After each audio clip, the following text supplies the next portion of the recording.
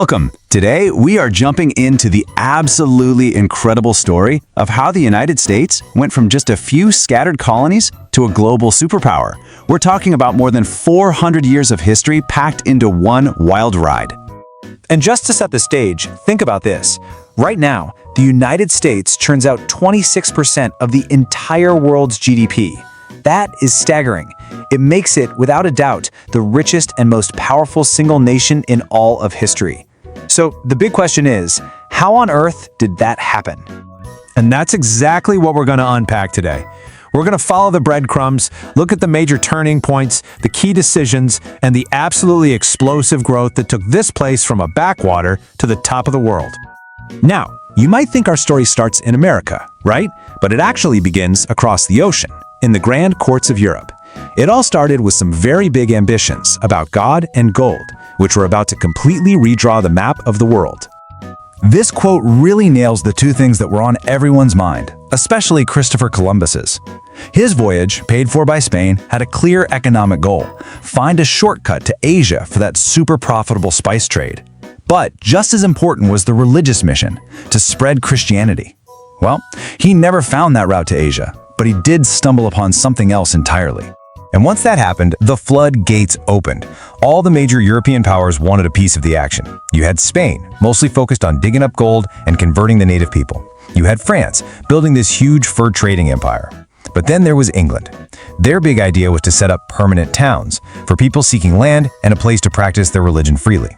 And those settlements grew into the 13 American colonies on the Atlantic coast, the very seeds of the United States. But, these colonists weren't going to stay loyal subjects of a king an ocean away for very long. This next chapter is all about the fight for independence, a brutal struggle that would create a brand new identity, forged in the fires of revolution. And what kicked it all off? It was actually a war that Great Britain won, the French and Indian War. The problem was, winning was incredibly expensive. To pay off that mountain of debt, London started slapping new taxes on the American colonists, and the colonists were furious, arguing that they were being taxed without having any voice in Parliament. And that right there, that was the spark that lit the fuse. And you can see how quickly things escalated from there. By 1776, the colonies just came out and declared their independence. That started an 8-year-long war against the biggest empire in the world, a war they somehow won. Then, in 1787, the founders got together and hammered out the Constitution, a radical plan for a government of the people that's still around today. So the U.S. is officially a country. Now what? Well, with independence in the bag, the young nation turned its gaze west. And this next period, it's all about one thing: expansion. Just unbelievable, non-stop growth across the entire continent. And the fuel for this expansion was a really powerful idea called manifest destiny. This wasn't just a policy, it was a deeply held belief that the United States was chosen by God to spread from coast to coast. It was a mix of national pride, a need for new land for a growing population, and it became the justification for pushing the country's borders all the way to the Pacific Ocean. I mean, just look at this timeline. The pace is breathtaking.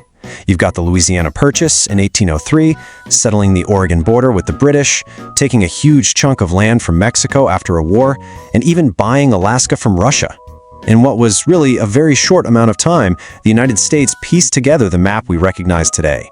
And out of all of those, the Louisiana Purchase was the absolute game changer. Napoleon needed cash for his wars in Europe, so he sold this gigantic piece of land to the U.S. Just like that, with one signature, the country literally doubled in size overnight.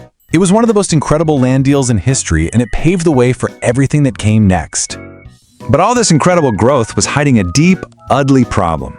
The country's biggest challenge wasn't going to come from another empire. It was going to come from inside, as the nation was about to be ripped in two by a horrifying civil war. And this really shows you why that conflict was almost unavoidable. The U.S. was basically two different countries by this point.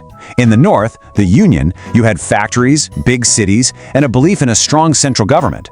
But in the South, the Confederacy, you had a farming economy that was completely built on the institution of slavery and a fierce belief in states' rights. They were just fundamentally incompatible. The war that followed was devastating, the deadliest conflict in American history. It tore the country apart for 4 long years and cost more than 600,000 lives. In the end, the Union held together and slavery was abolished, but the nation paid a terrible price, leaving scars that would take generations to heal. Okay, so in our final section, we're going to see how the country picked up the pieces. After surviving its own internal collapse, and with its factories booming, the reunited United States started to look beyond its own shores, ready to flex its muscles on the world stage. Around the turn of the century, America's ambitions went global. You see it with the purchase of Alaska, a quick and decisive win in the Spanish-American War, the annexation of Hawaii. It was a clear signal that the U.S. wasn't just a regional player anymore. It was becoming a global power with a much more assertive foreign policy. And if you want a perfect example of this new attitude, just look at the story of the Panama Canal. It's a textbook case of what people called gunboat diplomacy, basically using the threat of your navy to get what you want. President Teddy Roosevelt was determined to build a canal through Panama, which was part of Colombia. When Colombia's government said no, the U.S. just backed a rebellion in Panama, recognized it as a new country, and got its treaty for the canal. It was that simple.